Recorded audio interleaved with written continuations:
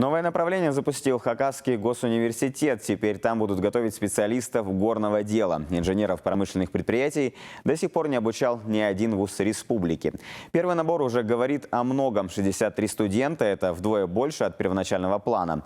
О том, кто будет вести занятия, расскажет Константин Кравцов. Хакасию сегодня по праву можно назвать одним из флагманов горной промышленности страны. Только в угледобыче зарегистрировано 14 компаний. В отрасли задействовано около 5000 человек. Ежегодно разрезы и шахты добывают десятки миллионов тонн угля. По сути, половина бюджета региона формируется за счет налогов от промышленников. В общем, о значимости можно говорить долго.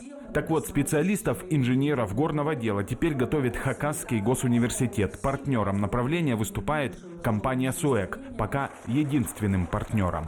Вы понимали, что данное направление подготовки в Хакасии очень востребовано, поскольку в структуре валового регионального продукта добыча всех полезных ископаемых занимает достаточно большой удельный вес.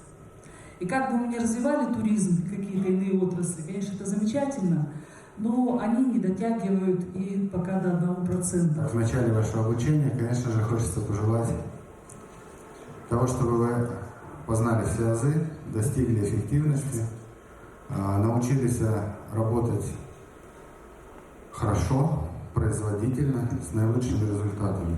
Есть такое понятие среди угольщиков «первопароходец». В данном случае это и студенты, и преподавательский состав. ХГУ – первый в Хакасии вуз, запустивший направление «Горное дело». Пока все в новинку. Форма обучения заочная, платная, но не исключено, что в перспективе все перейдет в очный формат. Кстати, педагогами выступают не только кадры университета, но и практикующие инженеры СУЭК. Впрочем, институт заявляет, что готов к сотрудничеству и с другими профильными компаниями.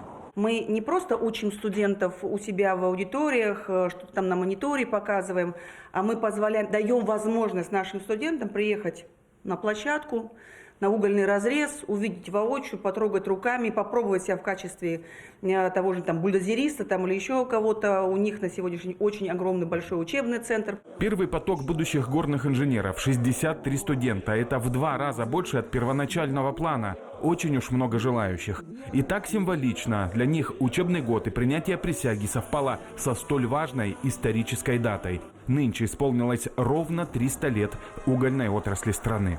Константин Кравцов, Арсений Симонов, Вести, Хакасия.